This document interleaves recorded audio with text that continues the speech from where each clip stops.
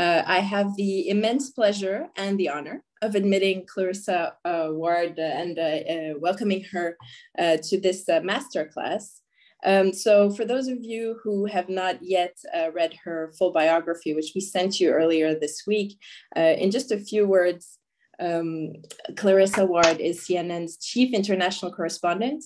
She is currently based in London, but she spent most of the past 20 years everywhere else around the world, on front lines from Syria to Iraq, and more recently Afghanistan.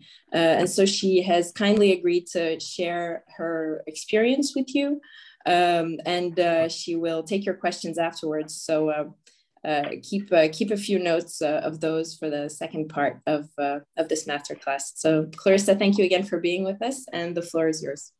Thank you, Marie, and hi, everybody. I put on the big screen the newsroom there, so you guys are the ones that I'm actually looking at. Thank you. So basically, I figured that, first of all, it's really exciting to be talking to you. There's nothing that makes me more happy than young people who want to be journalists, and particularly who might be interested in the kind of journalism that I do. And obviously, Sciences Po is world renowned, and so I'm really excited to get to meet you and get to talk to you. And I really want to answer your questions as well. And I want this to feel like an informal chat, basically. And this is your moment to ask any questions you might have about getting into the industry, pitfalls of the industry, challenges, whatever it is. Nothing's off limits. So I thought I would start out by giving you a sense of how I started my career. And I did not know that I wanted to be a journalist, unlike you guys. You had a lead on me, because when I was in college, I thought I wanted to be an actress. And I was studying Russian and French and Italian literature. And I published a magazine, and I was involved in all sorts of things, but I had no calling to be a journalist until my final year at Yale, where I was studying. 9/11 happened at the beginning of the semester. And it dawned on me immediately that I had been basically completely checked out and had not been engaged with all of these deeply troubling undercurrents that existed in the world, and had largely, to my embarrassment and shame, been kind of unaware of them. But now that I was aware of them, in that moment, I knew the only thing that I cared about was trying to act as a translator between worlds. Because, of course, 9/11, again, it's a little before your time, but it was really all about this clash of civilizations between the West and the Muslim world. And I felt like there was fundamental lack of communication and lack of understanding and lack of the kind of reporting that humanized the two sides to each other. So that's how I started out, full of bright ideas and ideals and quite a bit of hubris.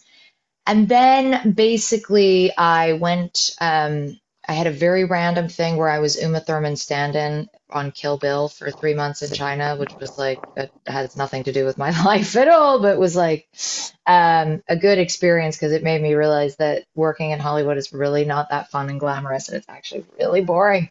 And then I moved to Moscow, and I started out as an intern for CNN, which was a really interesting experience, because it was my first time getting to see how the sausage is made on the ground, right? What happens when you hear that there's big news? What does the reporter do? What does the producer do? What does the cameraman do? How do you go out and news gather? How do you then put a story together when you come back? How do you do live shots? What's the technology? For those of you who are interested in television, a big component of our work now is, the sort of technical component and understanding the logistics of getting someone on television, getting live on air, feeding pictures, across the world. So I did that. Then I moved to New York, and I started work as an overnight desk assistant on the assignment desk at Fox News. which was about as far away from my dream job as I could possibly get. I went into work. I didn't want to work at Fox. I wanted to work at CNN, but they wanted me to wait 3 months. And I felt like at 23 that 3 months was like the longest amount of time that I'd ever heard of in my life, and I'd be dead by then. So I just took the first job I got. I had to go into work at midnight. I worked until 9 a.m. And then I would get out of work and I would do an Arabic lesson in Brooklyn with this amazing woman from Yemen. And I did that for a year and a half, and it was miserable, honestly. It's really hard starting out, and it's very important to know in your core that this is what you really want to do. This is what your absolute passion is, because it will not feel like in the beginning that you are like getting any closer to your dream. And sometimes it will feel like you're getting further and further away from it, and you can't any longer even work out how can I possibly, from a basement at Fox News at 3 in the morning eating cheese fries, how can I possibly dream of traveling to Iraq and Afghanistan and telling stories of people on the ground there? So I was somewhat fortunate in that there were these two forever wars going on, and that meant that US news organizations had to staff their bureaus. And in 2005, no one wanted to go to Iraq anymore because it was difficult and dangerous, and people were getting tired of the story. So I decided to volunteer to go, and they let me go as a producer. And then I quit my job. I moved to Beirut, and I set up as a freelancer. And basically, from Beirut, I would travel to Baghdad or Gaza or wherever in the region as a producer first, and then I started to do more and more reporting. And then I basically got really lucky, because the first time they gave me a real opportunity to do some reporting, they said you can go to Baghdad for Thanksgiving, Christmas, and New Year's Eve, which, is not really the words anyone wants to hear, right? Because it's a nice time to like be with your friends and family and relax a bit. But I leapt at the opportunity, and I would just say again, quick piece of advice here. Like, if you want this, it is so competitive. Like, you are going to work Christmas. You are going to work New Year's Eve. You are going to work overnights. You are going to miss birthday parties and weddings and, all sorts of things. Like, your social life is going to take a big hit if you really want to do this job. And you have to be willing to uproot your life and move to places, that maybe you haven't naturally thought that you would want to ever travel to. And I say that, of course, obviously, if you want to be like, a political journalist is a different sort of story. Although I would still say, judging from the experiences of my colleagues who cover politics, it still takes a huge amount of really hard work. So I went to Baghdad, and while I was there, Saddam Hussein was executed. And there was no one else who could get to Baghdad. I was very junior. Obviously, I was 26 years old. I mean, it's kind of a miracle that anyone put me on television. I don't know what they were thinking, but I'm very grateful to them for doing so. And I basically stood in the live shot position for 36 hours with like, the occasional like pee break or 5 hours of sleep here and there. And on the back of that, I was able to sign with an agent. And then I was offered a job with ABC News in Moscow, which ABC News is one of the big three US networks, and it was a tremendous opportunity. I had already spoken some Russian and spent some time in Russia with that internship, and so that's what I did. And then from there, I moved to Beijing. I covered Asia for 2.5 years, and then I came back to London, but I was actually based in Afghanistan for 6 months, and then I started to cover Syria. And I was working for another organization called CBS News at this stage. Syria was the first war that I covered where I really felt like my entire heart was consumed by it. And I don't know if any of you, like, this is not a shameless plug for my book, but I talk a lot about Syria in my book because it really was the war that tested me the most in terms of like understanding what our role is as a journalist. And is our role to shine a light? Is our role to help? Is our role to make a difference? Is our role to end a war? Is our role to be an advocate or an activist? Is our role to be a witness, to be an observer? These are really important questions that all of you at different stages in your career will want to spend some time thinking about, because there is a trend a little bit in these days towards activism in journalism and advocacy, which can open up all sorts of really thorny ethical issues, and it can also really complicate your life. On a personal level, I was so devastated by my inability to mitigate the suffering of the Syrian people that I fell into a depression. And I didn't want to be myself anymore. I had lost so many friends. I had seen so many innocent people die. And it absolutely killed me that nothing I was showing the world, no matter how strong the material, that nothing was actually putting an end to the horror of what was happening in Syria. And I really grappled with that for a long time. And fortunately, I came out the other side because I had a very profound, well, it felt profound to me, a very profound realization at a certain point, which was that for me as a journalist, my job is not to solve the problem. My job is not to end the war. That's up to people in policy.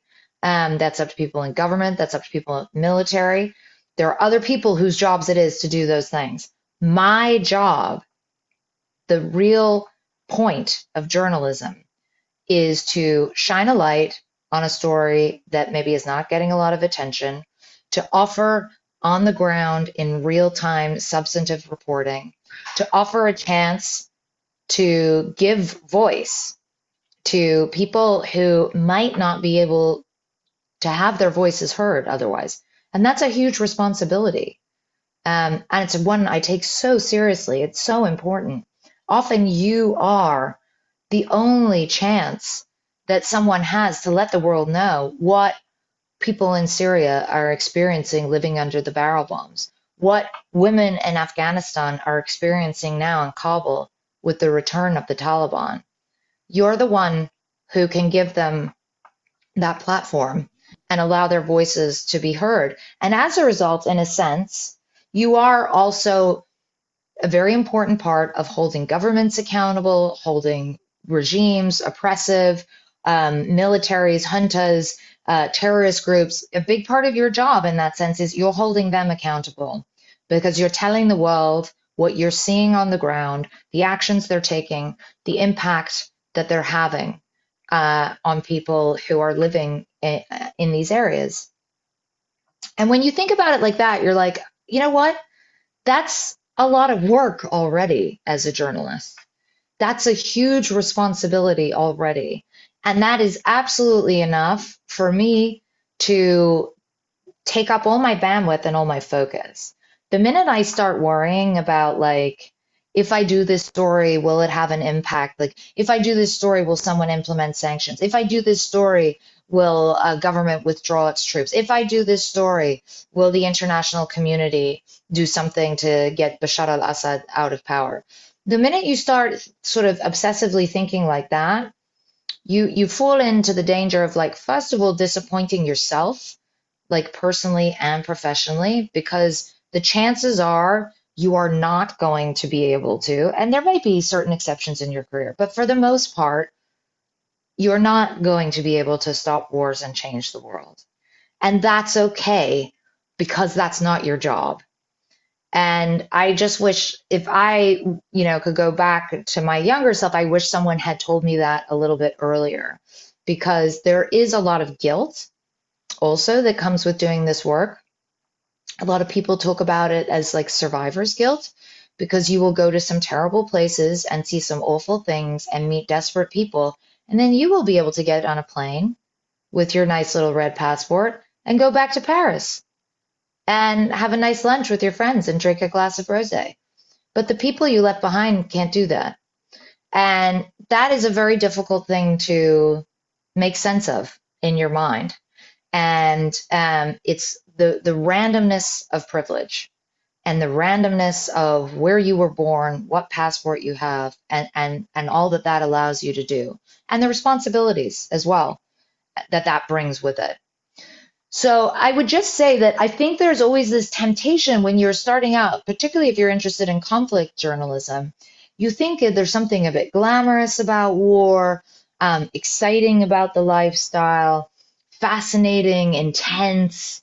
You've, like seen all these movies and read all these books, and people are having, torrid love affairs and and near death experiences and running, and it's all and like there are elements of that in this job. However, the prevailing thing I would say is that war is not glamorous. War is actually awful. War is also very tedious. It's another little known fact about war. 90% of your time covering war is spent sitting around and waiting to get a ride somewhere, waiting to get the right contact to enter a certain territory, waiting to get permission from your bosses to go to the front line, waiting for the soldiers who said they'd give you a ride to the front line to show up, and so on and so on and so on. And so I just think it's always helpful when you're starting out and embarking on this career to as I said, you got to have that passion, you got to have that drive, and you have to have that fundamental belief that this is what you're meant to do. But then you also have to be aware of what the difficulties are of this career, what the dangers are of this career. The obvious dangers are you could get kidnapped, you could get injured, you could, God forbid, get killed. But there are a lot of other challenges as well doing this work. There are professional challenges, and there's great personal challenges too, and there's ethical challenges, some of which I think, I just sort of touched on for you. So it's definitely worth thinking about that, and thinking about why you want to do this job and what it is that excites you about it and what it is that interests you about it, and what it is as well that you can bring to the table. Because every journalist, honestly, forgive me, I'm just having a sip of my tea. Every journalist brings something very different to the table and has a unique skill set.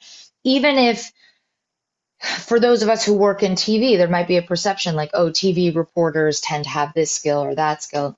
But even within different TV reporters, you'll watch and you'll see one person is very good at storytelling. One person is very good at making complex situations very clear. Another person is very good at writing to pictures. Someone else is very good at capturing the drama of something. Another person is great at drawing out or coaxing out characters. There are so many different skill sets that you can draw upon to enhance your storytelling, and to make it more powerful. And then, I thought I'd talk a little bit to you about this. I don't know how many of you, did anyone see any of the reporting that I did in Afghanistan just last month? Okay. So that's no one. Okay. So in August, there was quite a lot of attention on our reporting at CNN in Afghanistan because we were there when the Taliban actually took over and when the city of Kabul fell. And so a lot of journalists decided to leave because, understandably, it was a really difficult situation to know how it was going to turn out, whether there was going to be bloodshed, whether there was going to be retribution for Westerners, for journalists. I mean, we just didn't know. So a lot of journalists left, evacuated, and a lot of others went to the airport. And the airport, of course, was under the control of the US military as they started this evacuation operation, which meant that if you were in the airport, you had a certain degree of security because you were inside a secured compound, basically. And we had a discussion among our team about what we should do. And we were quite lucky in the sense that we had just spent 3 days with the Taliban in a different part of the country, about 100 miles south of Kabul. And I had done another trip with the Taliban in January of 2019. So because I had spent quite a lot of time with the Taliban, and because I was working with an Afghan colleague who had spent a huge amount of time with the Taliban and knew and understood them really well and had very good contacts with them, I felt safe to stay in Kabul and to go out on the streets first thing in the morning the next day in the new sort of Islamic Emirate of Afghanistan and start reporting on the ground and start going up to Taliban fighters and putting a microphone in their face and asking them what they were doing and how long they were planning to stay and what their plans were and what a future Afghanistan was going to look like and what the situation was going to be like for women. Um, and it was an extraordinary moment because there are occasions in this job where you do feel like you're witnessing history in the making, and you're there at this like pivotal moment. And frankly, all you have to do in those moments is just point the camera or the microphone or your ear in the right direction and just listen to what people are saying and what they're experiencing. And the most important quality to be a great journalist and to be in love with this job for a long time is listening. And often when I say that to people, they're a bit like, what does that mean? Like, okay, yeah, I'm a good listener. We live in a society now where like listening is often seen as weakness. And if you look at television in America, everybody's like shouting, like, da, da, da, da, da, da, like, I don't want to listen to you. I just keep talking about, or even if I'm pretending to listen to you, I'm not really listening to you. I'm waiting till I can speak again. Which is the opposite of what journalism should be. Because actually, fundamentally, journalism is all about listening. And a lot of it is about leaving your preconceptions about a given place, a given culture, a given religion, ethnicity, whatever it might be, conflict, natural. Leave some of your baggage and your preconceptions at the door and be in the moment and listen to what that person is telling you and observe the situation and look at their body language and hear them. Because even aside from like giving them a platform and giving them a voice, like part of your job as well is you're bearing witness. And that is important on a sort of professional level, as in like one day, inshallah, the Assad regime will face a court of justice and it will be important that we have listed these crimes, that we have borne witness to these crimes. But it's also part of your role as a human being. When you come across someone whose life has been blown apart by conflict, to bear witness for them. You might not even put that piece on TV, but to be a human being in that moment and to look that person in the eye and say, I hear you and I'm present in this moment with you and I'm taking your trauma on. And that's a really important part of this work, in my opinion. So I would just say, listen, be humble.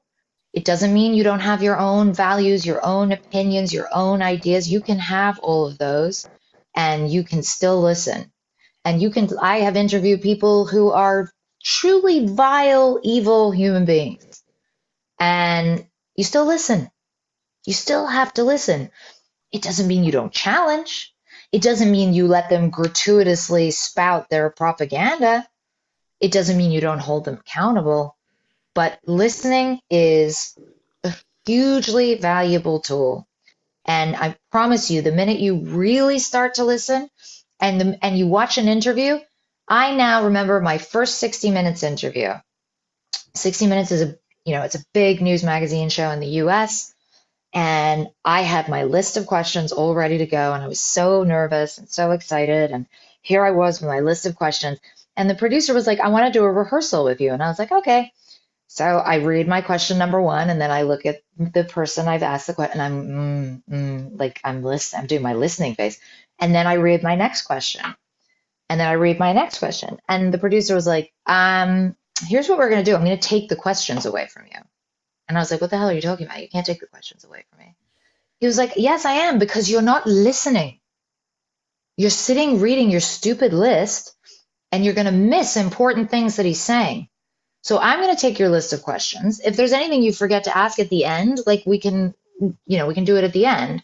But when you're in the interview, be in the moment and have it be organic. An interview is a dance, right? It has to feel real, like an actual real engagement between two individuals, as opposed to somebody reading through a rehearsed list of questions and then doing their best impression of what they think an interested listener actually looks like. So I guess those are just a few like random kind of thoughts from me based on some of my experiences. But what I really would like to hear, is more from you guys. What are you interested in hearing more about, talking about, asking about? Let's have a conversation. So anyone who has questions, I guess like put your hand up if you can do that, or hold on. I think I've got to like change the format. How would I do that? Or maybe Marie can handle it. Yeah, I'll do You'll the do the moderating. Q&A. Okay, perfect. Thanks for those introductory words, Clarissa. So either you can raise your hand in the Zoom the way Elisa is doing. That's perfect. If you're in the newsroom, you can raise your hand physically, and we'll go to you. If you prefer to pop your question in the chat, I can take it there as well.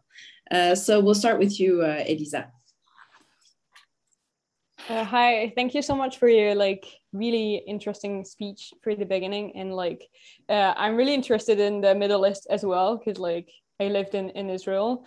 I was thinking, how do you manage to interview Talibans, for instance, because you're a Western woman and you're embodying everything they almost hate, and how is that possible to have your position and to speak normally with these people, and how did you manage to also get interviews by them? How is that possible that these people accepted your interviews? I mean, it's your job, I guess. It's No, but it's a really good question because I'm one of the very few journalists who got interviews with the Taliban. So it's an important question on several levels. I think the first thing is you have to work with the right people. So I can't just saunter into Afghanistan and be like, I'd like to talk to the Taliban, please. I need to deal with the filmmaker, the individual, the producer, whoever it might be, who has those contacts, who has those connections, who is reputable, and then I need to persuade them that it's a good idea to work with me. And I think the way you approach it is to say, look at my body of work. I am fair. I am nothing if not fair. I will give you a fair shake. I will listen to you. I will hear you out.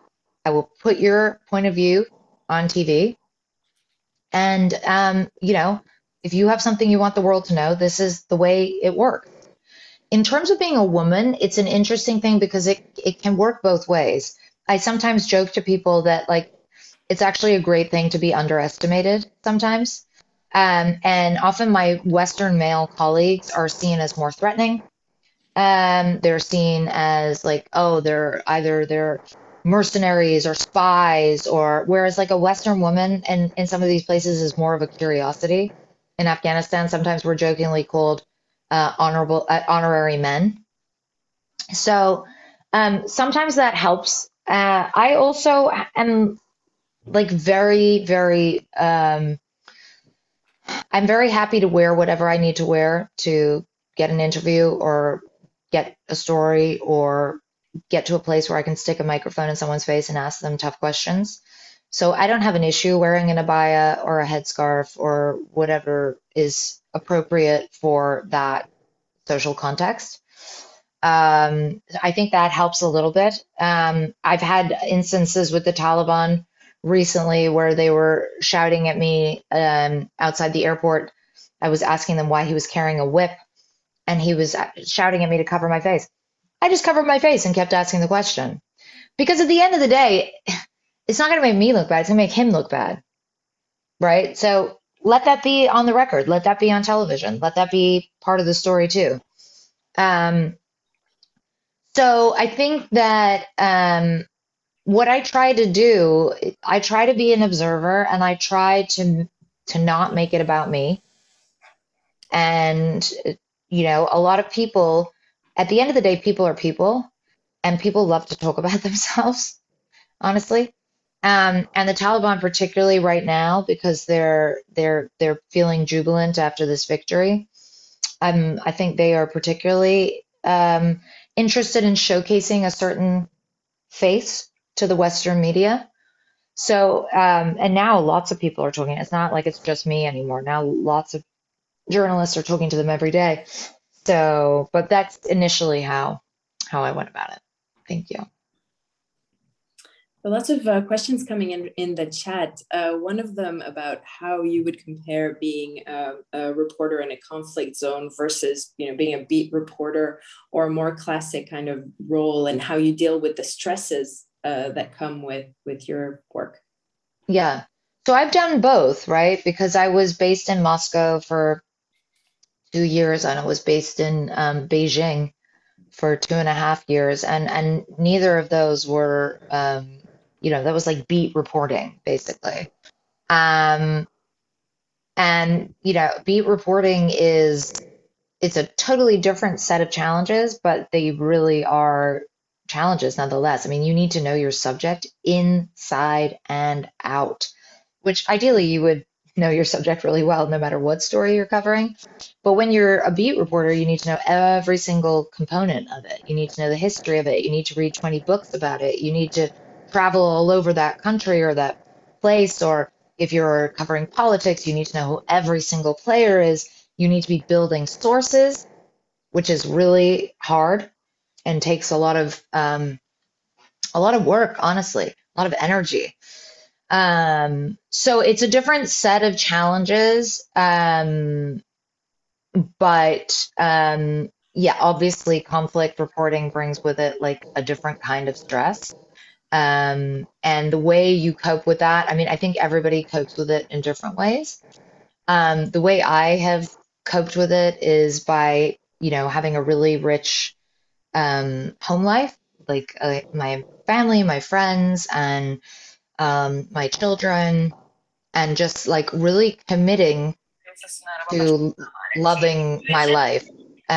Because I think that there's always this weird moment when you leave a war zone where you feel like you shouldn't leave, like you should stay, you should go back right away. And I remember Christiane Amanpour telling me years ago, she was presenting me with an award. This is like 2013. And I was like, what's the key to being able to do this work for a long time? And she said, like, you've got to have a normal life. You've got to have like, that outlet where you're able to like fill the tank emotionally, physically, eat well, nourish yourself, both in terms of food, but also spiritually, go out with your girlfriends, have a glass of wine, go dancing, go to the theater, whatever it is that does it for you. You can't let go of that. You can't lose that. You can't only try to live in that conflict zone that keeps sort of pulling you back. Because if you do, you won't be able to do this job. You'll burn out. And I've seen that happen to a lot of colleagues. So that's how I cope with it. Liv, we'll go to you. I think you had your hand up. Hi, thank you so much for taking the time to be here. I wanted to sort of follow up with your comment about finding sourcing when you arrive in a totally new country where you don't know anyone, you don't know the language. It seems pretty daunting. So how do you handle something like that? I mean, the sort of the old cliche about journalists is that like the first quote always comes from the driver or the taxi who picks you up from the airport. And weirdly, I do think that is like partly true in the sense that like you want to listen to everyone when you first arrive in a place. It doesn't matter if they're like the prime minister or the taxi driver. For you as a journalist, both of those accounts are equally valuable and tell different stories, but all part of the same broader story. So it comes back to that thing of listening again. Just talk to anyone you can. When you're checking in at the hotel, talk to the guy you're checking into. How's it feeling here at the moment? How's the situation? Da da da da da. Ask a lot of questions. Get a sense of the lay of the land. And also, as you get more experience, you usually start to develop a network, or maybe you know some journalists who live in this place. Give them a call, like reach out to them, like, hey, is there anything I should be aware of? Is there anyone you think I should talk to? Like, obviously, there's a competitive thing going on with journalists, but also I would say for the most part, journalists who do this kind of work tend to be very collegial with each other because it's often like life and death situations. And so people do want to help each other out. And, or like I don't have a competition with print. So like you just work out like who you're happy to like share information with and who's happy to share information with you. And then often you just gotta go like, well, sorry. The most important thing though, the number one thing is your fixer. Your fixer is everything. Your fixer is the local producer on the ground who you're working with, who knows everybody, who has, a contact list this thick, who also is your eyes and ears in terms of risk and danger, right? So, like, if your fixer tells you, like, we shouldn't go up to this checkpoint, you do not go up to that checkpoint. You have to be humble and understand that the people who live in a place know more about it than you ever will, even if you live there for 5 years. So, you also want to make sure you find the right fixer because you could have a really bad fixer, which is, we've all been there, and that is very challenging. But, especially television, it's very much a team sport. And you need a lot of people on your team to help you do the best work. So it's not easy developing sources at higher levels. Obviously, it takes time. But everyone's opinions, and it's not so much even their opinions, because that can get a little tedious. Like everybody wants to tell you their opinion. But their experiences and what they've seen, like that is always very instructive for your reporting. Was there a question in the newsroom that I may have missed? Was there a raised hand?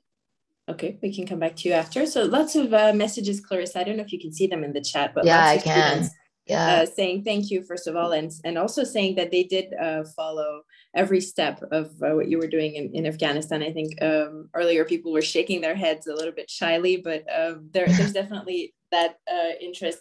A few of the questions are coming back to this point of balancing, what you can do and what your role is as a journalist versus your role as a human and as a witness. So a lot of students are asking, how do you deal with situations where you have, for instance, you're at the airport and some civilians want to head out, but they don't have the proper visa, etc. How do you deal with situations where you're witnessing people suffering or in difficult spots? How do you balance that with your responsibilities as a journalist? It's really, I'd love to tell you it gets easier, but it doesn't. It's really hard because you don't just stop being a human being because you get better at this job and more experience. And, you'll be in situations like at the airport in Kabul. To get into that airport, I was literally like pushing through a crowd of people to get through this door. And then a soldier came and like physically like ripped me through the door.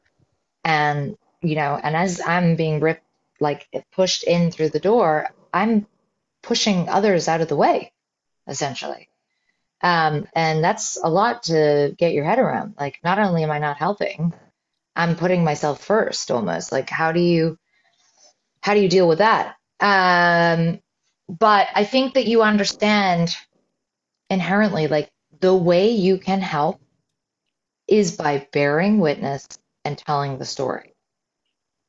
Yes, I can help this one individual person right now by like, I don't know, whatever the situation might be, giving them a bit of money, helping get their name on a list, looking at their paperwork and, but I can help all of these people more generally by just telling their stories and telling them in a way that is profoundly impactful, that is compelling, that is full of empathy and compassion.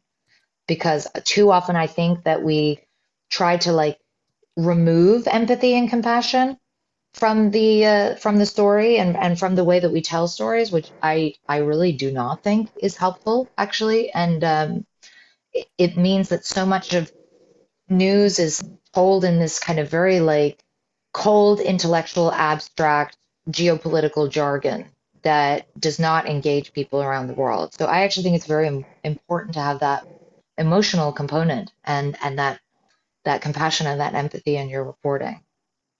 So, I've definitely had situations where I was doing a story on the Rohingya crisis in Bangladesh, and I interviewed a woman who had been gang raped, and then her baby was thrown onto a fire and burned to death.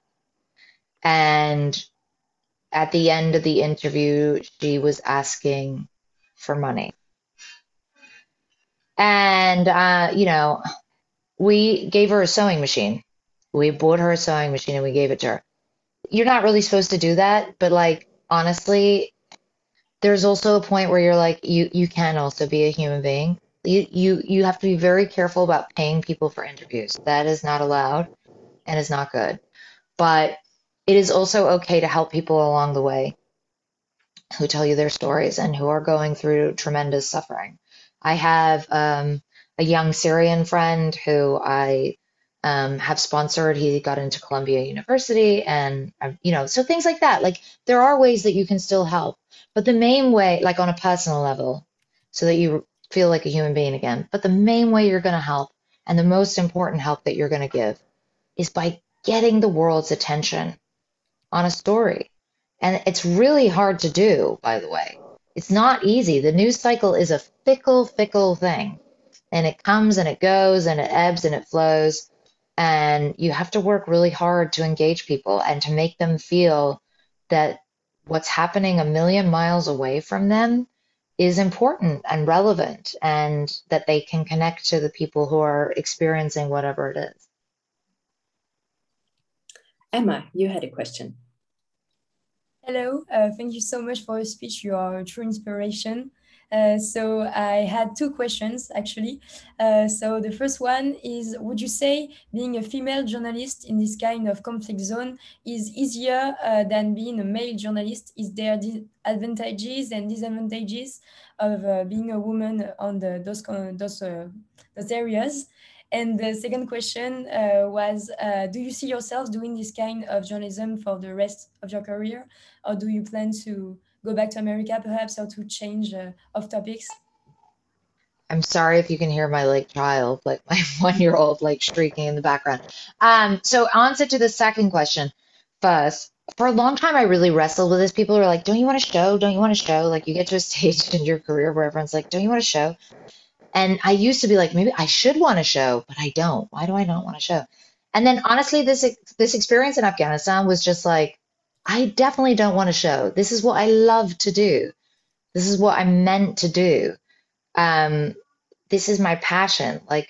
I don't love wearing a dress and getting hair and makeup and being in a freezing cold studio and having, conversations about 1,000 different things that are happening in the news. I like to dive in headlong to one experience. Now, that doesn't mean I'll only do this. Maybe I'll go into documentaries at some point. Maybe I'll start my own production company. Who knows? The media landscape is changing so quickly, it's basically impossible to keep up. But I know I want to keep basically doing what I'm doing. In answer to whether it helps to be a woman, I think there's probably different people have different opinions about this. I definitely think it helps, because I have access to 50% of the population in Afghanistan or in Syria in certain parts that my male colleagues have no access to. How bananas is that?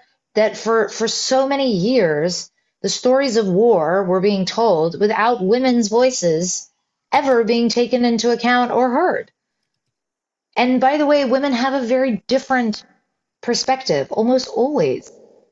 And it's such a valuable, much needed perspective. So in that sense, I think it's a help. In another sense, I think it can help because, as I said, you're often underestimated, and you're seen often as less threatening. I can lie in the back of a car and pretend to be asleep and go through a checkpoint. For a Western male, that might be much harder. So I feel like for me, it has not been ever a disadvantage. There are certain situations where, like, yeah, some guy's not going to sit down and do an interview with you because you're a woman. Well, all right, his loss, move on. I get to talk to women, and that's, you know, that's I think a huge advantage.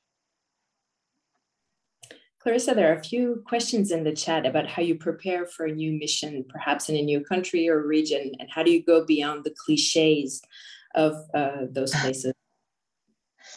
Yeah, I mean, how do you prepare? You have to prepare a lot. So I usually print out like a ton of things to read on the plane, or I'll start reading a few days in advance if it's a story I don't know as well. You have to make sure you've packed right, because usually when you go to these places, it's not like you can just pop around the corner and buy something that you forgot. You have to make sure, if you're me, like, you know, that your kids the next couple of weeks is all lined up and their play dates and their doctor's appointments and all that stuff, because you don't just stop being a mother just because you're not here.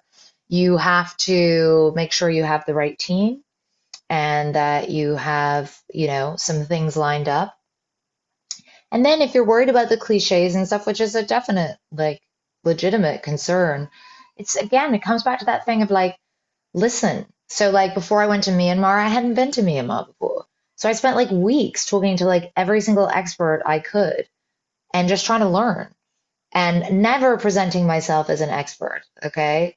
But it's okay. Like, you can be humble. You can be learning. Not everybody has to know everything about the world. And by the way, you know, often the best stories are not done by experts.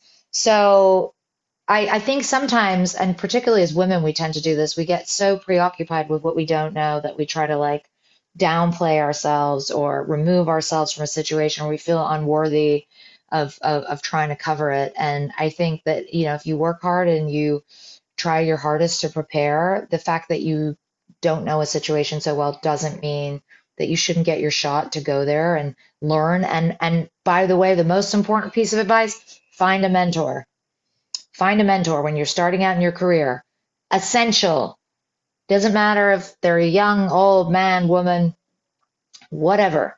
Find a mentor, someone who is willing to talk to you, to hear you out, to help guide you through tricky situations. You're going to make a ton of mistakes. We all do. You're human. But it's so helpful to have someone who can really help give you advice. Claudia, let's go to you. Yeah, hi. So, I mean, I just wanted to reiterate what everybody else has said. Thank you so much for being with us. And at the beginning, you said kind of something about why you went into journalism in the first place, which was this almost like idealistic mission to be like a bridge. I don't know if that's the exact word that you used, but the notion was being a bridge between like very different realities and trying to use stories as almost like a vehicle to get kind of to translate empathy and understanding, which speaks to exactly why I wanted to get into journalism in the first place as well. So I was just wondering if how you find the right balance though between that wanting to include that in your stories and pursuing that, but then also not falling too deep into the overly romanticizing situations, because obviously you're not writing novels or making movies, you're a reporter. So they're very different things. First of all, just keep in mind, like, every experience you have, it might not make it on the evening news, or it might not make it on the front page of whatever newspaper you're working for, but it will be in your book. Okay. And all of that, the book, you know, my book, like, that's some of my proudest journalism. There's these like small moments, like someone giving me a piece of chocolate when we thought we were going to die, and like, you know, that calming me down. Like, that's never going to be in the news, but like it's profound, it's beautiful, it is romantic, it's heartbreak, it's whatever it is. So all of these moments that you experience will find a place that's appropriate for them to live on, and those experiences and those moments that you share.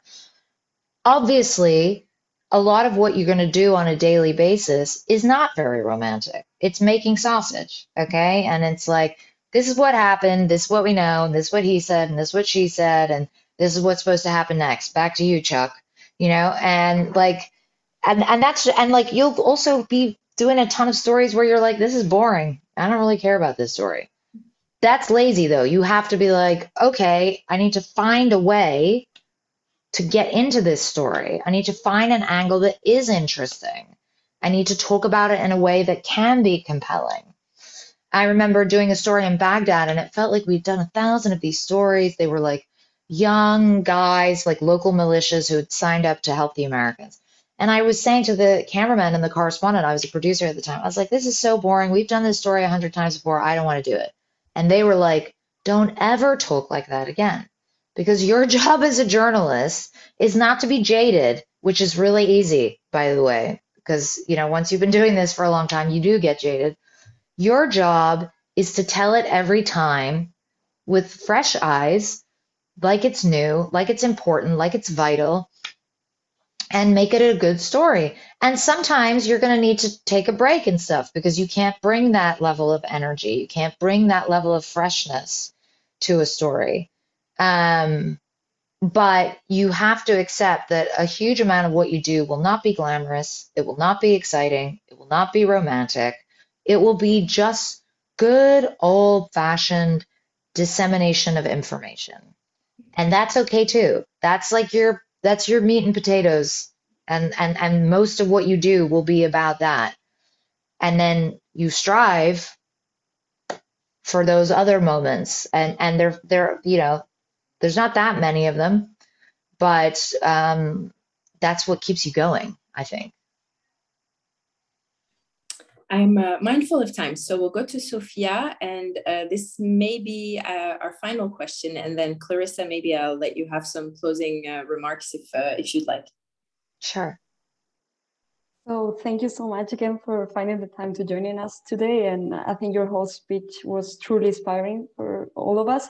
I know this question may seem a bit naive, but I still wanted to ask you, for those of us who want to do this for a living, but who also comes from countries that are not really hiring correspondents anymore, but making a really unethical use of freelancers, how would you recommend that to start? Because if we can't find a mentor, if we can't start as interns, how would you recommend us to the first step? Can I ask where you're from? Yes, I'm from Spain. Okay.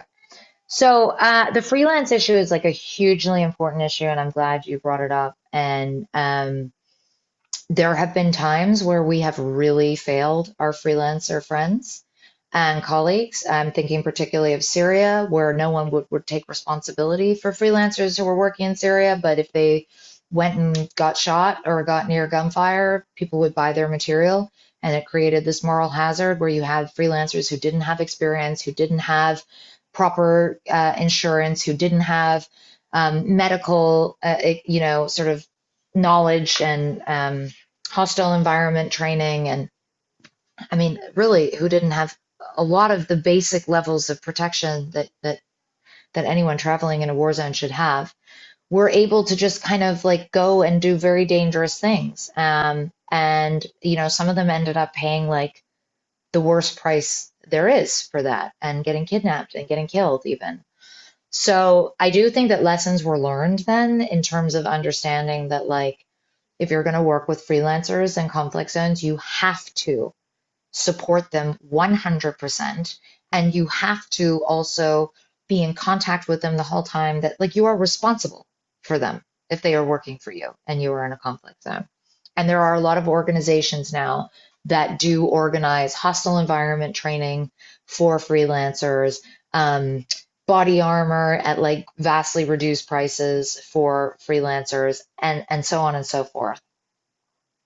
I think that, you know, we live in a world today where, you know, you can be Spanish and go and get a job in London. You can go and set up in Mexico City or whatever. You know, you don't need to have. When I started out, I was a freelancer. When I started out in the field, I went and I moved to Beirut and I was a freelancer. It's really good to have strings set up, meaning like, you know, gigs that you already know, like an editor at this place or an editor at that place who will give you regular work. And there are real challenges to freelancing in terms of, like, you know, economically, financially, it can be really tough. You sort of don't know sometimes when your next paycheck is going to come. But it also allows you to do something crazy, like move to Beirut when you're 25 years old and be like, I'm just going to live here and be a journalist. If I had stayed in New York or London and gone the more traditional route, I probably would not have gone out into the field until I was like 28 or maybe 30 years old. So it's like, it's always this like balancing act as a young journalist. Like, do I want to be in my comfort zone? Am I willing to take risks? And if I'm willing to take risks, does that make me more vulnerable?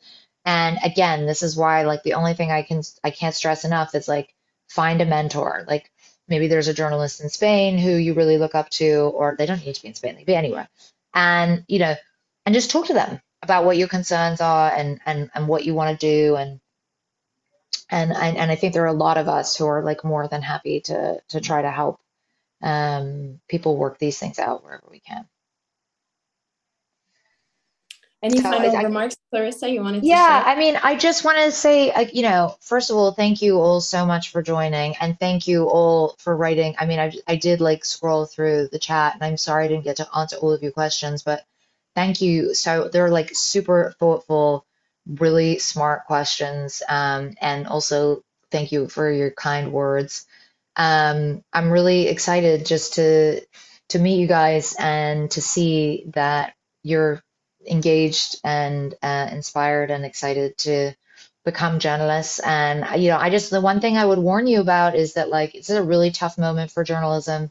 There's a lot of misinformation and disinformation out there. There's a lot of actors who want to undermine the work that journalists are doing around the world. But I feel like it's a fundamentally important time to be a journalist. And, we all understand that we have slightly different views of the world, depending on where we grew up and who we are and where we were educated. But as long as we commit to like staying within the realm of fact and abiding by certain ethical frameworks, I think that diversity of voices and perspectives is actually a really good thing. So I can't wait to see all the great work that you guys are going to do. And thank you very much again for having me. Thank you, Clarissa. You get some Zoom applause. Yes, I'm seeing my Zoom applause. Thank you. Real life applause. Thank you again. Good luck. Stay safe. Thank you. And thank you again so much for being with us. Okay, thanks, guys. Take good care. Bye. Thank you. Thank you. Bye. Thank you. Bye.